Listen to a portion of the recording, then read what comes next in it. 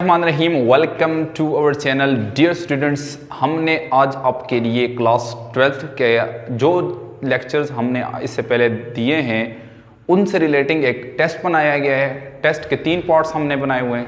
Part number 1 में fill in the blanks हैं जो कि 5 मार्क्स की हैं।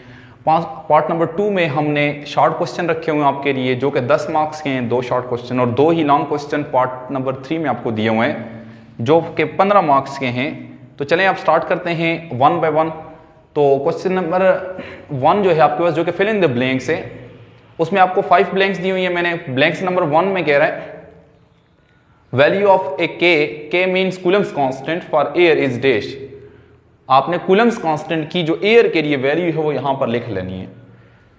दूसरे में कह रहा है कि dimension of dielectric constant is dash. Dielectric constant की डायमेंशन बतानी है आपने क्या होती है। पार्ट नंबर 3 में कह रहा है if +5 microcoulomb and -5 microcoulomb inside a close surface. ये चार्जेस हैं आपके पास, 2 चार्जेस हैं, एक +5 का है, दूसरा -5 माइक्रोकूलम का है। इनसाइड अ क्लोज सरफेस है, then net flux is equal to dash. Net flux आपने बता देना कितना यहां पर। 4th में कह रहा है कि condition for neutral point is dash in electric field region. Electric field region में आपने न्यूट्रल पॉइंट की जो कंडीशन है वो यहां पर लिख लेनी है।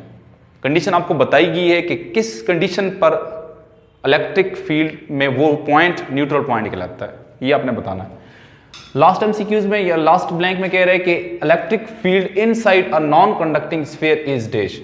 नॉन कंडक्टिंग स्फीयर के लिए इलेक्ट्रिक फील्ड इनसाइड कितनी होती है यहां पर बताना है आपने, ठीक है। और सेकंड सेक्शन के ऊपर जाते हैं, सेक्शन बी जो कि शॉर्ट क्वेश्चन का है। पहला शॉर्ट क्वेश्चन ये है कि how electric field inside a metal is zero. हमें तो पता है electric field inside the metal zero होती है, ये तो गॉसेस लॉ की एप्लीकेशन है, लेकिन कैसे जीरो होती है इसका आपने आंसर करना है। ये आपका एक कंसेप्चुअल क्वेश्चन नंबर 1 है। सेकंड क्वेश्चन आपका ये है कि what is field. Field basically क्या होती है एंड इलेक्ट्रिक फील्ड स्ट्रेंथ। ये 2 चीजें आपने बतानी है, फील्ड क्या होती है और फील्ड स्ट्रेंथ क्या होती है, ये 2 चीजें आपने बतानी है। नेक्स्ट के ऊपर आते हैं जिस टाइम आप सेक्शन सी के ऊपर। तो सेक्शन सी में पहला क्वेश्चन में कह रहा है कि find the neutral point of similar charge system. Similar charge system के लिए आपने न्यूट्रल पॉइंट का फार्मूला डेवलप करना है, फाइंड आउट करना है। क्वेश्चन नंबर 2 के ऊपर कह रहा है कि derive Coulomb's law from Gauss's law, यानी गॉसेस लॉ की मदद से आपने कूलम्स लॉ डिराइव करना है।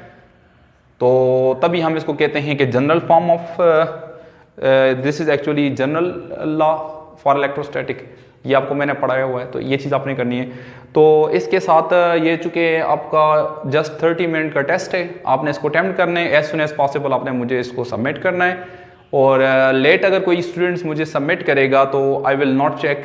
अभी मैं बता रहा हूँ आपको, ये नहीं है कि आपका टेस्ट अगर मैं 9 बजे अपलोड करता हूं तो आप मुझे शाम के 9 बजे पहुंचाते हैं, तो ये एक ज्यादती है, ठीक है। तो इसलिए ख्याल कीजिएगा विद इन टाइम मुझे आपने भेजना है ताकि मैं उस टेस्ट को चेक करके आपको इसका रिजल्ट बता दूं। तो ये आपने अपने आप को चेक करना है, जितने से पीछे आपने पढ़ चुके हैं तो आसान सा है।